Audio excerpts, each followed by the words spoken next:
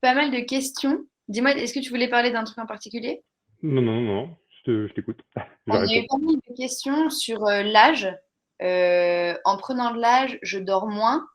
Bon, Gilbert, on profite de ton absence hein, pour te donner Je te vole la vedette. la vedette. Faites, faites, Euh, faites, faites, je vous écoute. on parlait de l'âge et de l'influence en fait sur le sommeil. En prenant de l'âge, je dors moins.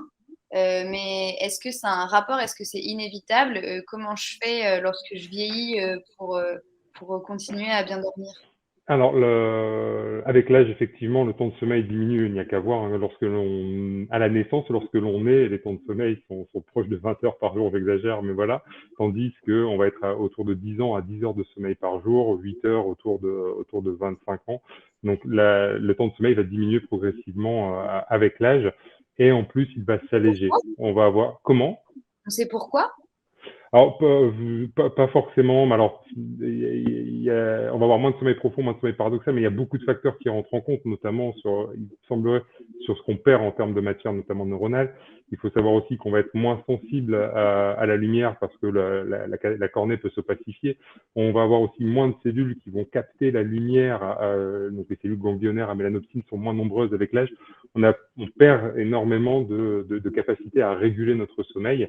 Et ça va altérer, la profondeur de notre sommeil, deux, la quantité de sommeil, et le sommeil va être plus fragmenté également avec l'âge. Mais l'idée, c'est d'essayer de s'ajuster, de faire évoluer nos habitudes pour justement retrouver un sommeil un peu plus condensé, enfin, essayer de retrouver un sommeil plus condensé, mais on n'aura pas forcément le nombre d'heures de sommeil que lorsque l'on a le même nombre d'heures que lorsque l'on avait 20 ans. Dit autrement, il faut accepter qu'à 60 ans, on court pas aussi vite que quand on en avait 20. Eh bien, c'est pareil pour le sommeil. Il faut accepter qu'à 60 ans, on ne retrouvera pas le sommeil de lorsqu'on en avait 20. Et on sait que le sommeil sera un peu plus tôt, un peu plus court et un peu plus fragmenté avec l'âge. D'accord. Mais du coup, quand tu parles de la cornée, etc., est-ce que ça veut dire que les gens qui voient moins bien dorment plus mal? Alors c'est complexe. Les études sur les aveugles et le sommeil il y en a quelques-unes. En fait, tout dépend du type de cellule et du type d'atteinte au niveau oculaire. Là, on rentre dans le très complexe, mais on peut avoir effectivement des personnes qui ont des troubles, des cécités, qui sont aveugles, mais qui peuvent garder une régulation de leur sommeil parce qu'elles gardent les cellules sensibles à la lumière.